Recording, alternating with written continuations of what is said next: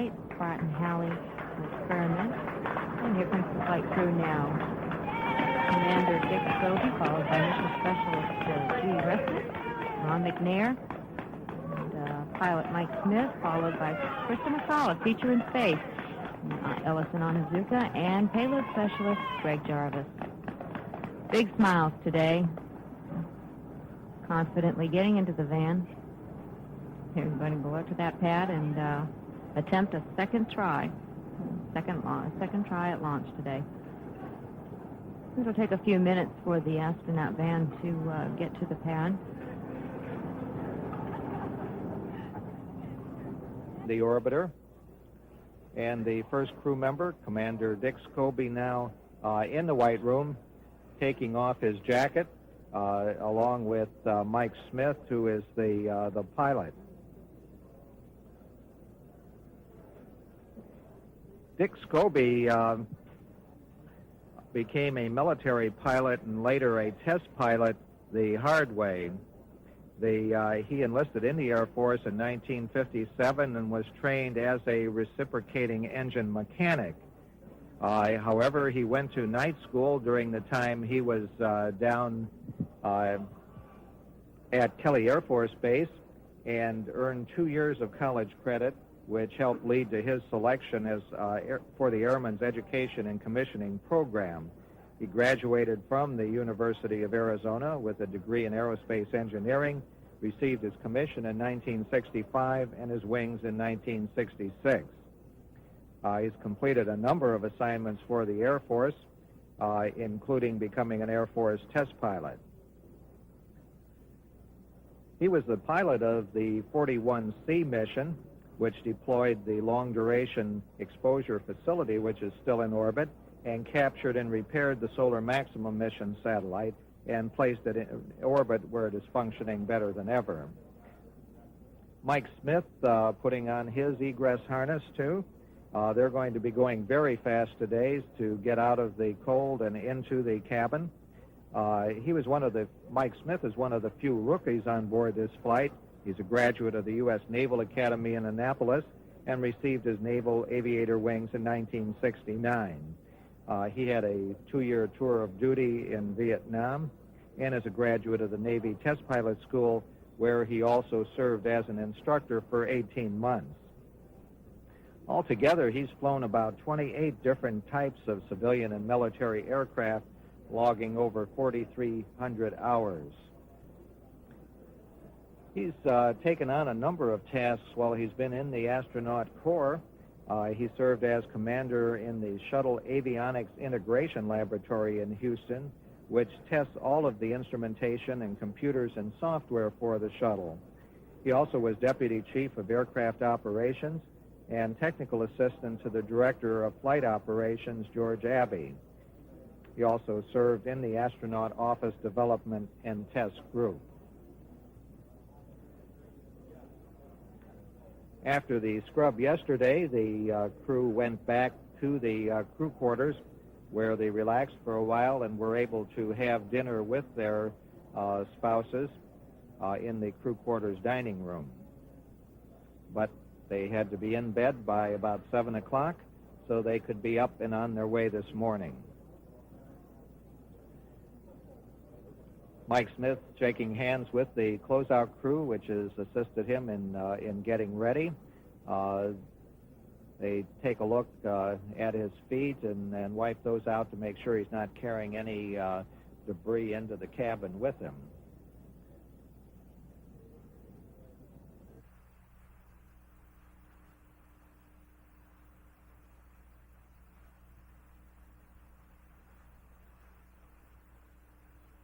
This is shuttle launch control at 1 hour, 58 minutes, 57 seconds and counting.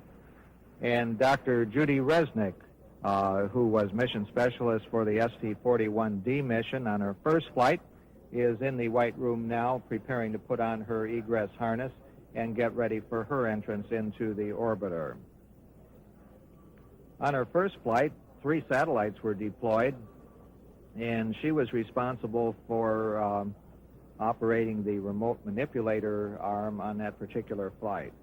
She's also responsible for operating the arm for placing the Spartan Halley spacecraft in orbit and then recovering it later in flight. That will be put in orbit over the side on the second day.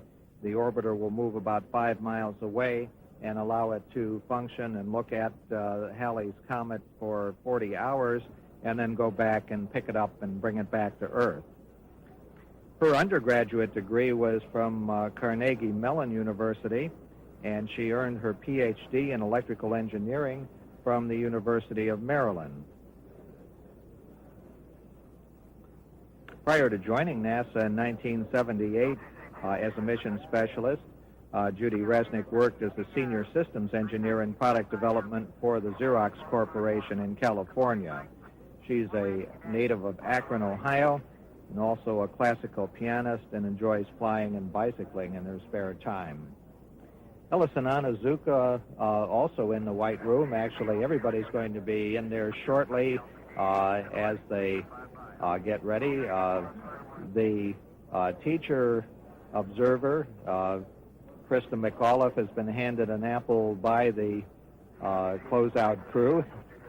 Ellison Onizuka now getting his egress harness on. The native of Hawaii is a graduate of Kona Wai'ina High School and earned both a Bachelor and Master of Science degree in aerospace engineering from the University of Colorado.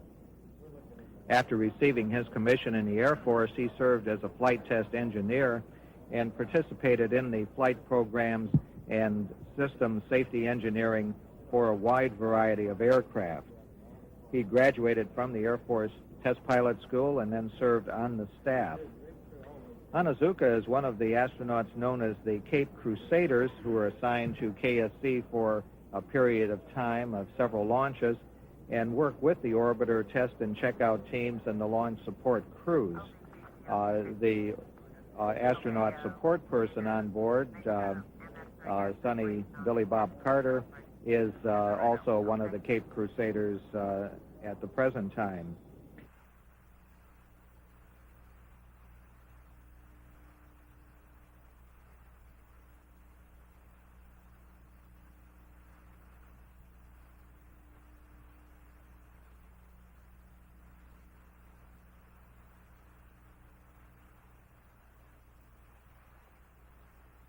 Go ahead, LPS. Go ahead, LPS.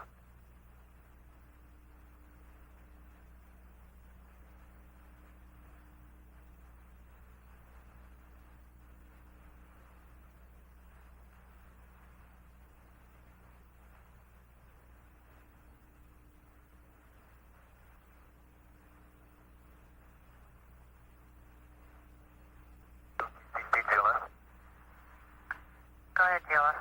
U.S. functional initialization is complete. That's step 405. 405, copy.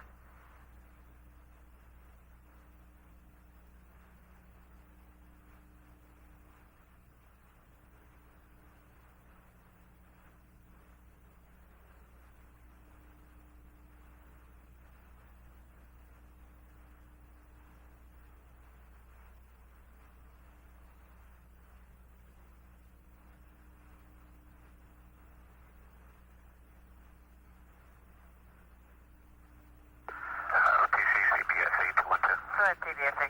Roger. Looking at map to form 0535 and 0536. Copy that, thank you. Roger.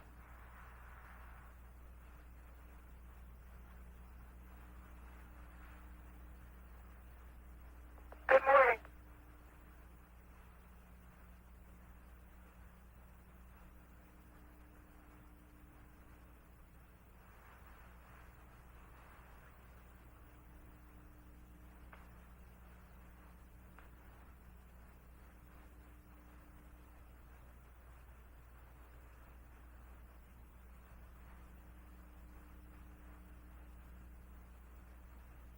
OVCCOTC. Go ahead.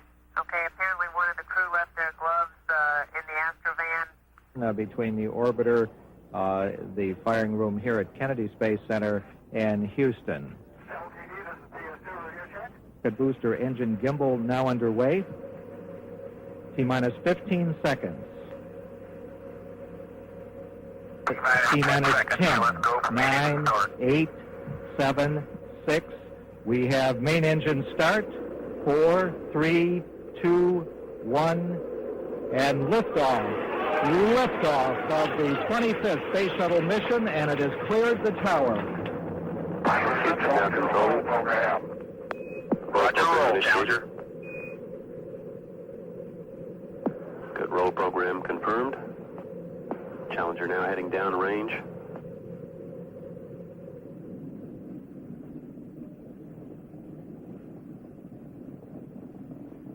Engines beginning throttling down now at 94%. Normal throttles for most of the flight, 104%. We'll throttle down to 65% shortly. Engines at 65%, 3 engines running normally, 3 good fuel cells, 3 good APUs. Velocity 2,257 feet per second. Altitude 4.3 nautical miles, downrange distance 3 nautical miles.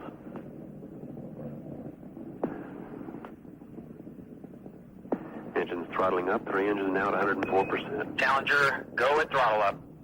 Roger, go and throttle up.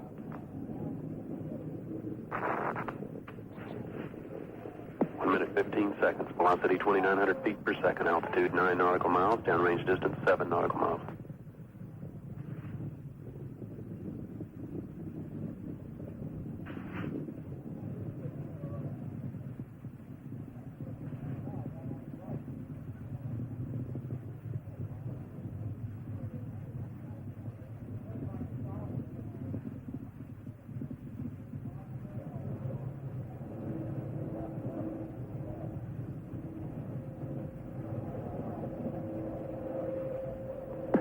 Flight controllers here looking very carefully at the situation.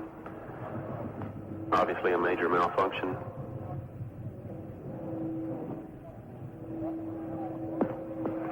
We have no downlink.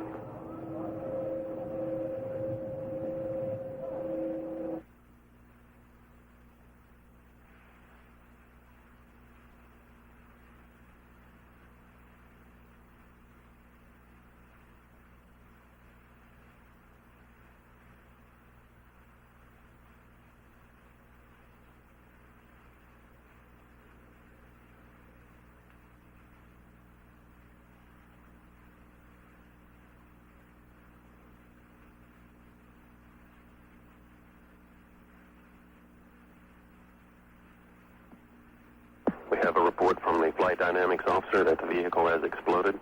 Flight director confirms that. We are looking at checking with the recovery forces to see what can be done at this point.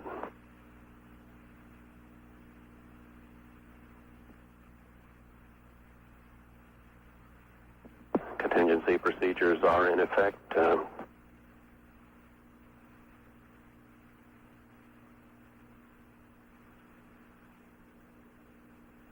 We will report more as we have information available. Again, to repeat, we have a report relayed through the flight dynamics officer that the vehicle has exploded. We are now looking at all the contingency operations and awaiting word from any recovery forces in the downrange field.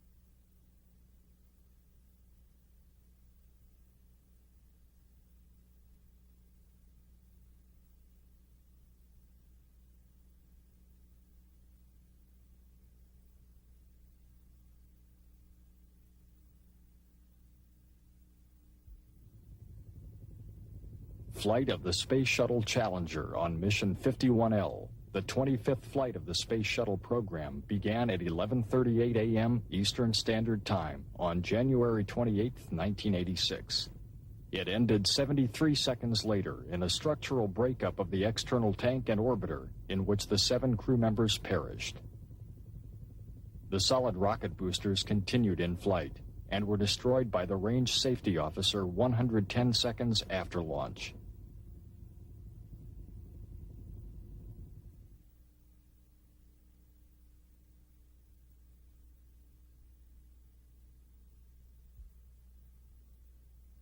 The delivery and assembly of 51L launch vehicle components began months prior to launch. The solid rocket booster segments were transported by rail to the Kennedy Space Center.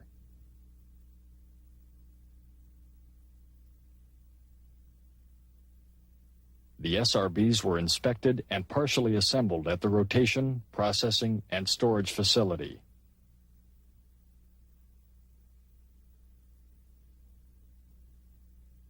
The segments were then moved to the Vehicle Assembly Building, or VAB, where they were stacked on the mobile launch platform.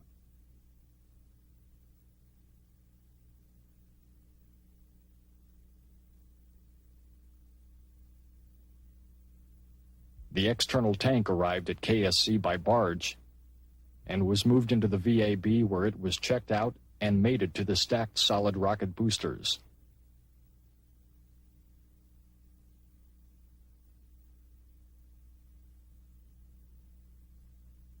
After orbiter checkout, Challenger was rolled into the VAB and mated with the assembled external tank and SRBs.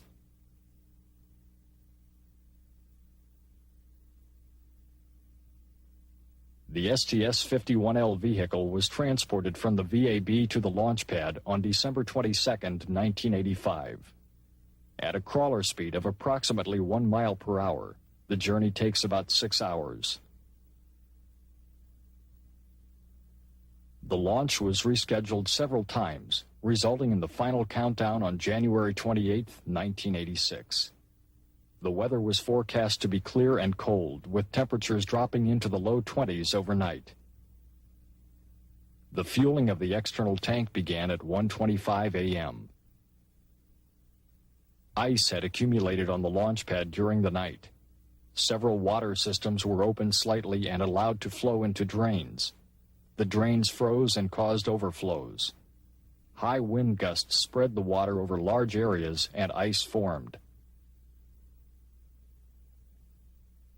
The air temperature at launch was 36 degrees Fahrenheit. This was 15 degrees colder than any previous launch.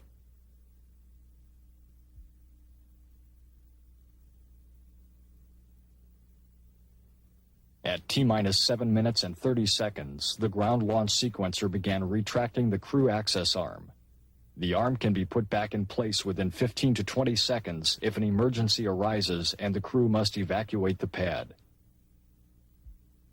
At T-minus 3 minutes and 15 seconds, gimbal checks of the orbiter main engines were performed. All 3 engines move in a pre-programmed pattern to verify ascent flight control. The gimbal sequence ends with the engines in their start positions. At T-minus 2 minutes and 55 seconds, external tank liquid oxygen pressurization began and main engine purging was completed. At T-minus 2 minutes and 50 seconds, retraction of the gaseous oxygen vent hood began. The ground launch sequencer verified its full retraction at T-minus 37 seconds. Sound suppression water was started at T-minus 16 seconds. At T-minus 8 seconds, hydrogen igniters were turned on to burn off any free hydrogen. 6.6 seconds before launch, Challenger's liquid-fueled main engines were ignited in sequence and run up to full thrust.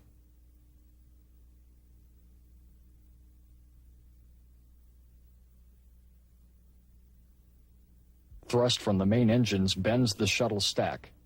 When it returned to vertical, the solid rocket boosters ignited. At T0, the hold-down bolts were explosively released. After the initial pre-release twang motion, structural forces on the assembly are dissipated through vibration at a rate of 3 cycles per second during the first few seconds of flight. Space shuttle mission, and it has cleared the tower. Roll maneuver was initiated at 7.724 seconds. The maneuver was completed at 21.124 seconds. Normal throttles for most of the flight, 104%. We'll throttle down to 65%. The main engines were throttled back to 65% at 35.379 seconds for about 16 seconds in order to alleviate loads during maximum dynamic pressure. Velocity 2,257 feet per second. Altitude 4.3 nautical miles. Downrange distance 3. The engines were then throttled up to 104% at 51.919 seconds. Up 3 engines now to 104%. Challenger, go at throttle up. During the flight, telemetry data gave no indication of problems. 1 minute 15 seconds. Velocity 2,900 feet per second. Altitude 9 nautical miles. Downrange distance 7 nautical miles.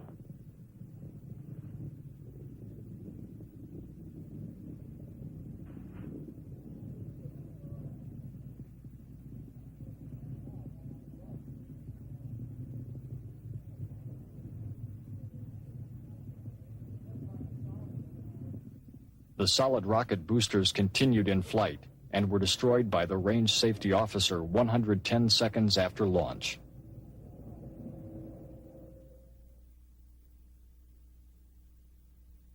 Data from nearly 200 cameras were analyzed during the investigation. The following sequence of events is based on the evaluation of film, video, and telemetry data. This graphic indicates viewing angles for 3 cameras in the vicinity of the launch site. The first view shown is from camera E63 at the lower right of the chart. At 0.678 seconds into the flight, a strong puff of gray smoke can be seen spurting from the vicinity of the aft field joint on the right solid rocket booster. The vaporized material streaming from the joint indicates there was not complete sealing action within the joint. This second view is from camera E60. The smoke can be seen between the right SRB and the external tank, and initially moves in the upward direction. The angle between this view and E63 is approximately 100 degrees.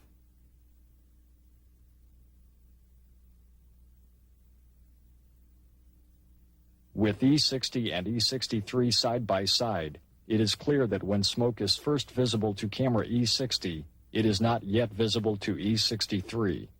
0.2 seconds later, it becomes visible to E63 and is seen in multiple lobes, or puffs, reaching maximum visibility at about 1.9 seconds.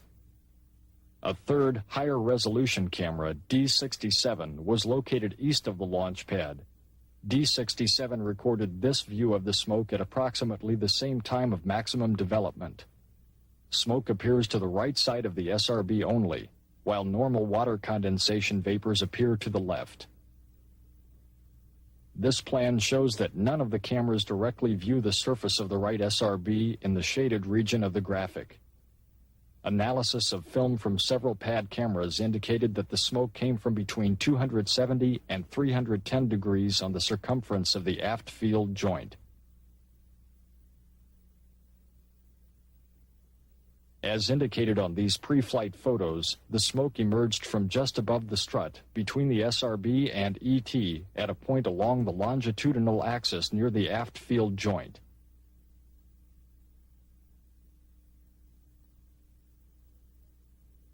The multiple smoke puffs occurred at a rate of about 4 times per second, approximating the frequency of the structural load dynamics and resultant joint flexing.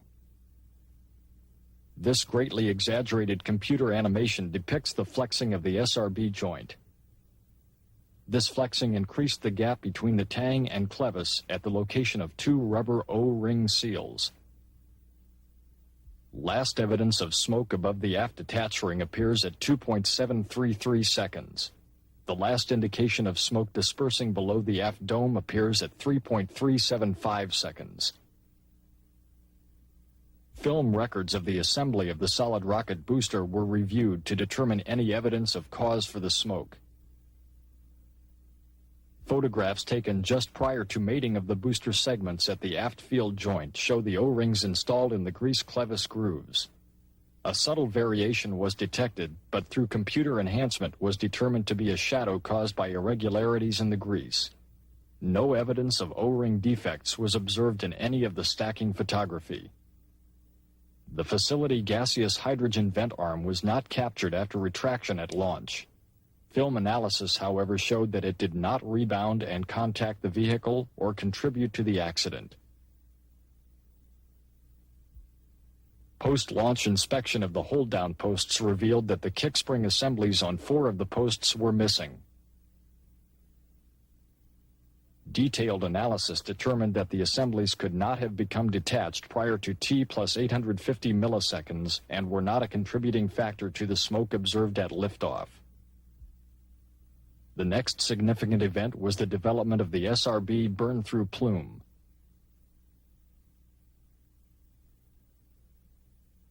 Camera E207, located about 6 miles north of the launch pad, shows the growth of this plume.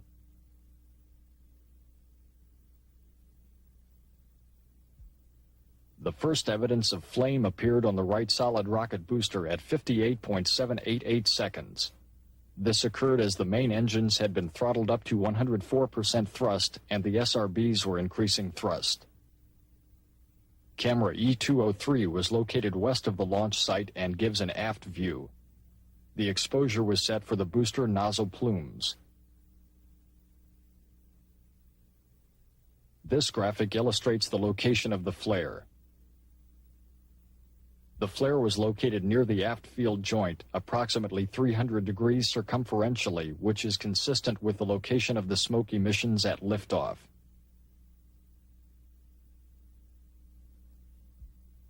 Within half a second, the flame had grown into a continuous and well-defined plume. At about the same time, telemetry showed a divergence in chamber pressures between the right and left SRBs. Pressure in the right SRB chamber was lower as a result of the growing leak. The plume is seen here impinging directly onto the surface of the external tank and the lower aft strut at 60.248 seconds. At about 62 seconds, the control system elements began to respond to the forces caused by the plume.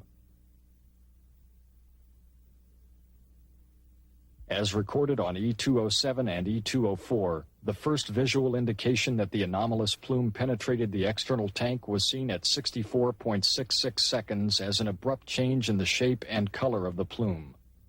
This is an indication of hydrogen leaking from the external tank. At 64.705 seconds, a bright sustained glow developed between the orbiter and the external tank. Slight changes in the hydrogen tank pressure telemetry data confirmed the leak 2.2 seconds later at 66.8 seconds, when the LH2 tank pressurization system could no longer maintain its normal repressurization rate. At 72.6 seconds, the LH2 tank pressure could no longer be maintained, indicating that the leak path had significantly increased and was growing rapidly. At 72.2 seconds, the guidance system showed that right SRB motion diverged from the orbiter and left SRB, indicating that the lower ET SRB strut was severed or pulled loose. During this time frame, exaggerated steering commands and control system responses registered in telemetry data. At approximately 73 seconds, both liquid hydrogen and liquid oxygen pressure to the main engines showed a significant drop. This was followed at 73.124 seconds by the appearance of a circumferential white pattern around the ET aft region, suggesting LH2 tank structural failure. 13 milliseconds later, at 73.137 seconds, vapor was observed at the inner tank, indicative of the liquid oxygen tank failing. This can be attributed to abnormal loads induced by either the right SRB rotation at the forward attach point or the propulsive forces created by the LH2 tank aft bulkhead failure, probably both. Within milliseconds, liquid oxygen was observed streaming along the external tank. At 73.191 seconds, a flash was observed between the ET and orbiter that was immediately followed by the start of total vehicle breakup at 73.213 seconds. During the next 100 milliseconds, additional flashes occur in the SRB forward attach area.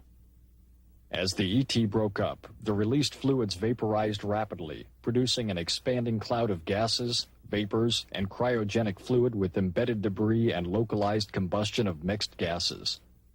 No shock wave or other evidence of a violent explosion was detected in the imagery. Illumination from a combination of SRB plume radiance, reflected sunlight, and peripheral burning of gases gives the cloud the appearance of a fireball. By 73.6 seconds, the main engines were in automatic shutdown mode as a result of reduced propellant pressures. The last telemetry from Challenger was received 73.618 seconds after launch. The actual vehicle breakup was essentially obscured from view by the vapor cloud which abruptly enveloped the vehicle. Hundreds of fragments were noted exiting the ET cloud. Those identified included the shuttle main engines, the left wing, crew cabin, and both SRBs. Approximately 1 second after initial breakup, film showed the front segment of the orbiter emerging from the cloud. The nose, crew cabin, and a portion of the cargo bay make up the orbiter in this view. Nitrogen tetroxide oxidizer from the forward reaction control system provided a distinctive orange-brown color to the cloud. By 74.578 seconds, a yellow cloud or flash was visible near the orbiter nose segment. This is believed to be caused by burning monomethyl hydrazine from the forward RCS. The flash reaction from the RCS propellants abated, revealing separation of the nose section from the crew cabin. Less than a quarter of a second later, the crew cabin was noted to be severed from the cargo bay. Igniting of propellant discharge continued to be observed from the forward RCS.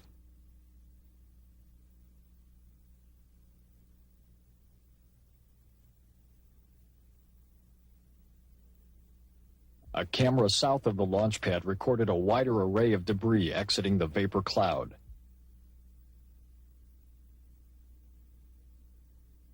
The initial emergence of the crew cabin from this perspective was at 75.237 seconds.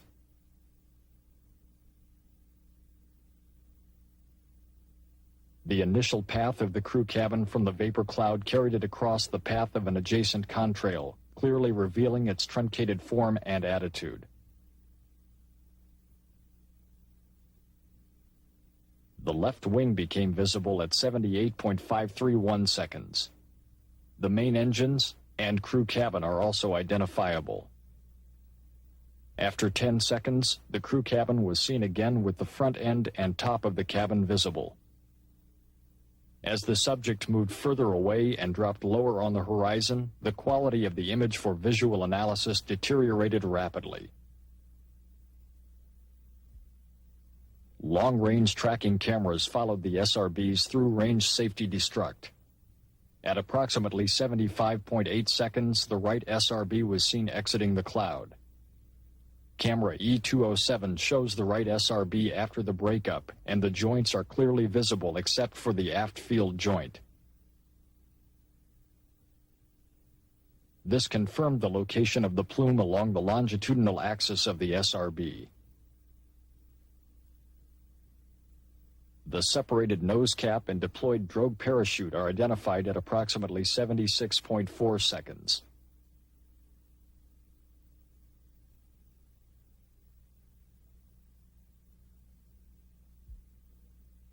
The shock wave from the detonation of the linear-shaped charge on the right SRB can be seen clearly. Simultaneously, the left SRB was destroyed.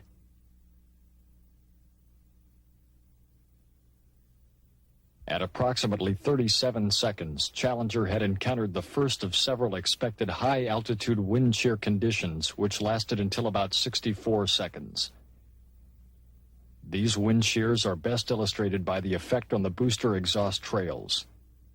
The effect of wind shear was immediately sensed and countered by the guidance, navigation, and control system. Wind reconstructions were aided by comparing predicted exhaust trail shapes with acquired photography. The reconstructed winds were used in trajectory and flight loads analyses, which verified that the loads were within limits. Several flashes in the SSME plumes were observed during the flight. As similar flashes have been seen on several previous flights, they are considered not to have contributed to the accident. The visible condensation that appears in this frame is created by shock waves which develop as the vehicle passes through the speed of sound.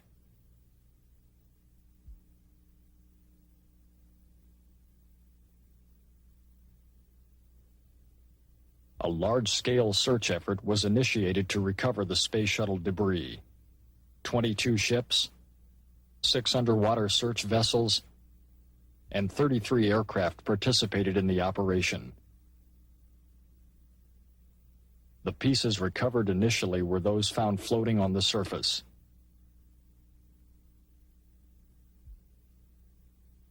The submarine fleet was used to locate and inspect underwater debris. Objects identified as being important to the investigation were retrieved.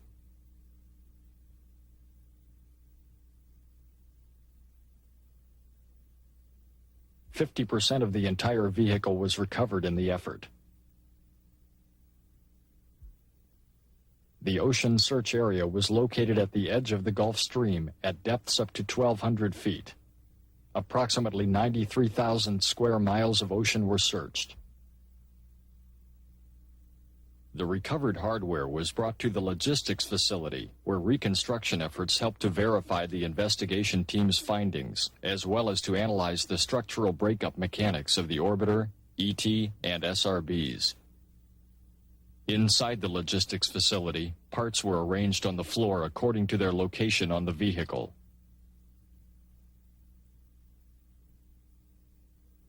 "45% of the orbiter itself was recovered. The debris confirmed that the orbiter and its payloads did not contribute to the cause of the accident and that the orbiter breakup was a result of aerodynamic effects rather than explosive effects. Shown here are parts of the orbiter forward fuselage structure, which surrounds the crew cabin.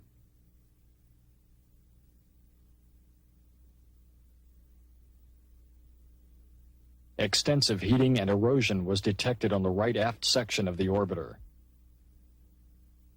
The paint was scorched and blackened on the right side of the aft fuselage.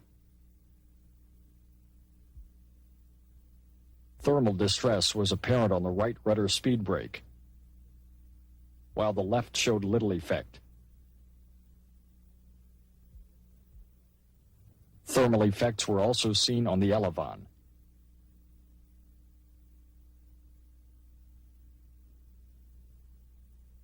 The aft left side of the orbiter showed no apparent sign of heat damage.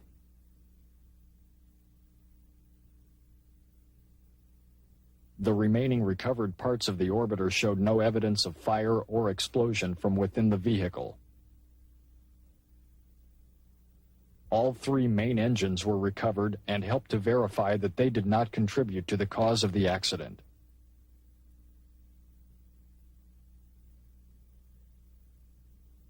The external tank was similarly reconstructed.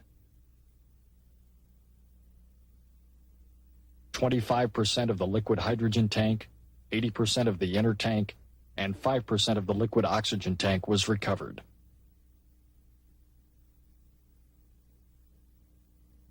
Most of the external hardware was also recovered.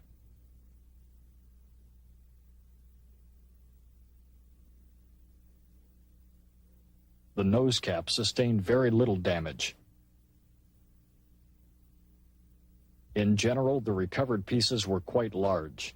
The spray-on foam insulation exhibited varying degrees of thermal effects from extreme charring to practically no effect.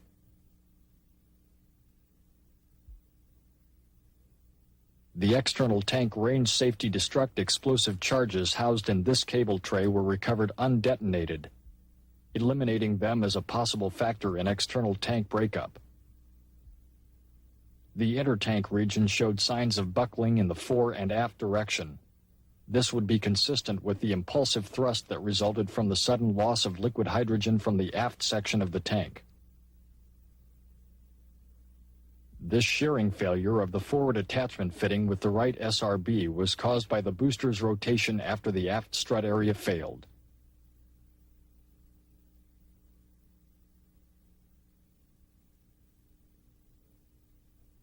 The stiffener stringers on the right-hand side of the intertank show evidence of contact which match marks on the forward assembly of the right SRB.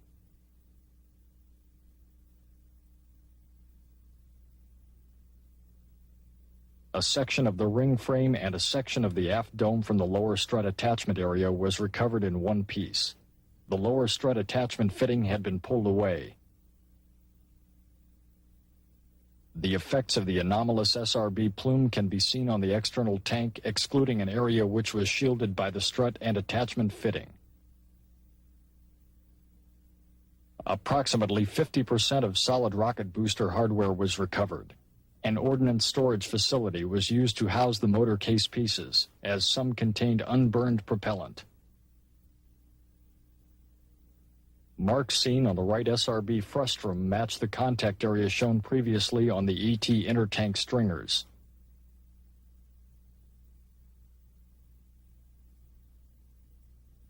The size and location of the burn-through as indicated by the recovered SRB debris were illustrated on an assembled booster.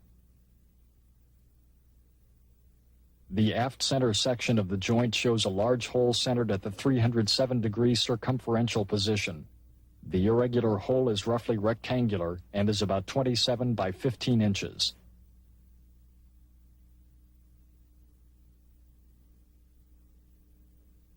The steel case material showed evidence of hot gas erosion caused by combustion products flowing through the opening.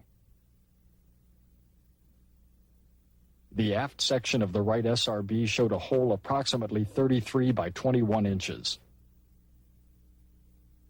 The burned surface extended into the aft attached strut region.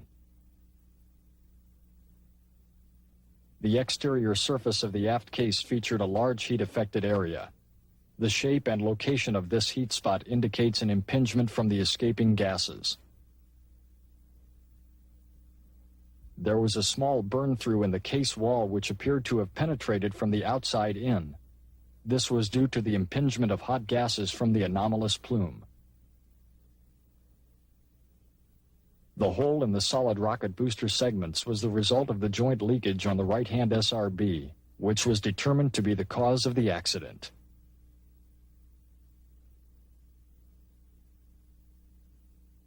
The Presidential Commission concluded that the cause of the Challenger accident was the failure of the pressure seal in the aft field joint of the right solid rocket motor.